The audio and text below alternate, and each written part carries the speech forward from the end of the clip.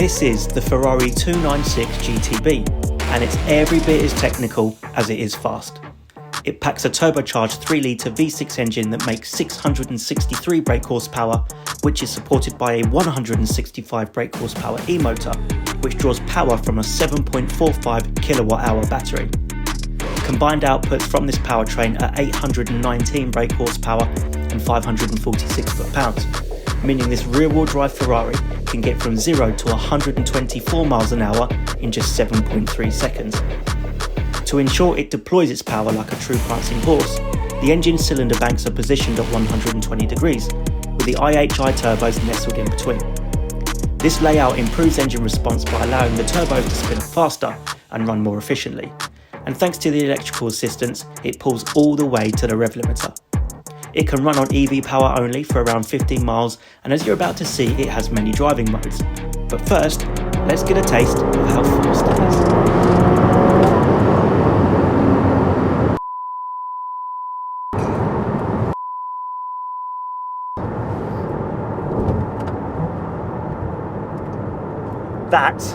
That is very, very, very, very, very, very fast. That is a monumental amount of straight line performance, and let me tell you, it is truly eye-widening. Like, I've driven 720Ss, 765 LTs. This is probably one of the first times, if not the first time in a car, when I opened it up properly for the first time a few days ago, I was like, my brain couldn't keep up with how quickly this thing accelerated. It is a monster in a straight line. And the thing is as well, even though it's only driving the rear wheels, this Michelin tyre that it's on gives it so much traction. How Ferrari are getting that much power through two driven rears is sensational. When I picked it up, actually, it was pouring with rain, and even then, like, it wasn't, obviously I didn't go full throttle, but it wasn't spinning up all over the place. Crazy, crazy, crazy, crazy car. Like, you have to experience it to really understand how fast this thing is. This is a different level of performance. Oh, I could talk all day about how fast this car is. That is crackers. What a thing. Also, it sounds beautiful as well, but one thing that really took me by surprise when I first got in it was how pronounced the turbos are. Like, you can really hear them spooling up in this thing, more so than in an Artura, and usually McLarens are the boosty ones. I mean, the power delivery is really, really linear in this. Usually the McLarens are the boosty ones with the turbo flutter, but in this thing, the turbo is just so much more pronounced than I was expecting. Yeah, crazy thing. With these new hybrid Ferraris, you've got your normal Manettino, like you always have, so wet, sport, race, CT off, and then ESC off. But on the left-hand side, we now have something that Ferrari calls an e-Manettino, and it allows you to switch between your hybrid and combustion engine driving modes. So if we go into e-drive, like so, this is purely an electric mode, but then you can go into hybrid, which stays in electric, but if you put a pedal, you'll wake up the combustion engine.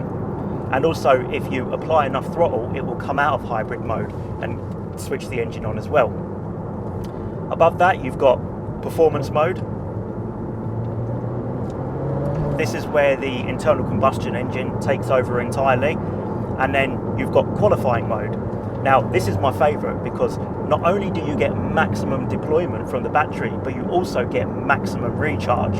So as you're driving along, the car will basically scavenge energy from anywhere it can in the vehicle to recharge the battery, and while doing it on the move. So that means you never actually have to plug this car in, which is remarkable. Okay, so we've come into a town, and I'm going to now go into hybrid mode. And there you go, the engine decoupled. So now we're just purely running on electric power. Now, the McLaren Artura that I drove a few months back also does this, works in a very similar way. And even though the integration was very good, it still wasn't a seamless transition. Some of the time, when the engine decoupled, it kind of just clunked through.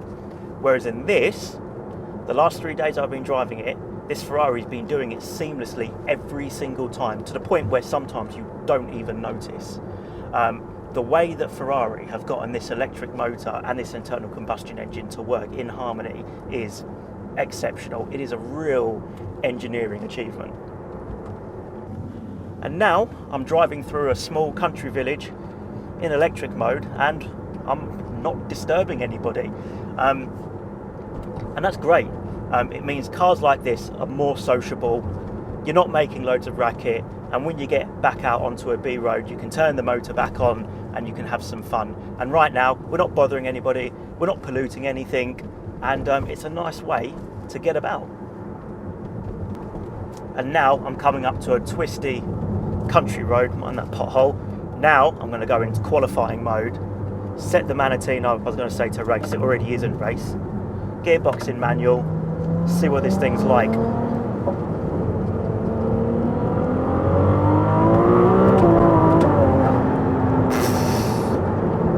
But the way this thing turns into corners, now Ferraris have always had light, hyperactive steering, but this rack for me feels like it's got a little bit more weight compared to maybe what you would find in an F8 or some of the previous Ferraris I've driven, and it just allows you to sort of, it means the car doesn't feel so nervous, and it gives you a really, well, it builds loads of confidence.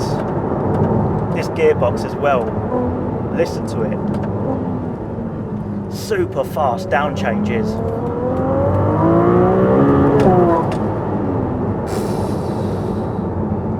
And the noise of that V6 as well, it sounds glorious. So the Ferrari engineers, and turn it off, the Ferrari engineers actually had a nickname for that engine. It was called Piccolo V12, which translated to English is Little V12, because it sounds a bit like a V12 engine.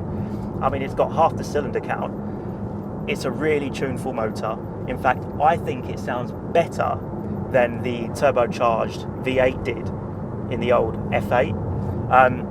When it went from 458 to 488 and F8, obviously Ferrari's naturally aspirated engine went turbocharged, and it just lost some of that magic. And I think these V6 power units sound so much better than the V8s. I certainly don't miss that motor at all when I've got one of these. Our test car also came with the Assetto Fiorano pack, which consists of extra aero, a lighter engine cover made from polycarbonate, carbon door cards, and some fancy fixed rate dampers called something I can't pronounce. If you're going to take your 296 on track, this is the pack you spec, and it will cost you roughly £26,000 extra. One thing I must say, this has very nice road manners. So there's a bit of wind and road noise that comes into the cabin.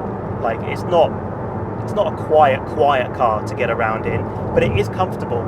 And over a bumpy road, I mean, we're in hybrid mode at the moment. I've got the Manatino in sport, and it's a very compliant vehicle. And even when you turn everything up into race and you're in qualifying mode and you're really going for it, the suspension still commands a suppleness. And it's really, really good, actually. I mean, even there, that's quite bumpy. And it doesn't feel too tightly sprung. It's really nicely damped, and it's not an uncomfortable car by any measure. If there's one thing where supercars really have come on in sort of maybe the last 10-15 years, it's just rolling refinement. These things used to be, you know, not something that you'd want to hop into and go to the shops in. But this 296, lovely. You could daily it. I wouldn't daily it because it's a bit too special for that, but if you really wanted to, you probably could. So how do you sum this £240,000 plus supercar up then? Well, honestly, with this much performance, we're in hypercar territory now. This thing is ludicrously fast. Less than 10 years ago, when the Holy Trinity cars came out, I don't really like that name, but when the Holy Trinity cars came out, they were the first sort of performance hybrid supercars. And now, less than a decade later, I'm driving, they were all £1 million plus, and now less than a decade later, I'm driving a series production supercar, which is a quarter of the price of those. So it just shows how far we've come in terms of this technology. But make no mistake, as I said before, this thing, the performance is hypercar. It's a really beautiful looking car as well. This is one of the prettiest Ferraris in years, I think, in my opinion. I wouldn't have this specification, the red with the blue. It's not to my taste. But in a Rossa Corsa, or what do they call the yellow? I forget. But I'm sure somebody in the comments section will remind me. This is a really, really lovely car, and for £250,000, when you think about the performance, it's crazy. So if you can afford to buy one of these, this is probably all round the best supercar I've driven, and you should definitely go out and buy one. And that's that really. What a fabulous Ferrari. So thank you very much for watching the video, and like and subscribe if you've enjoyed the content, and we'll see you in the next one.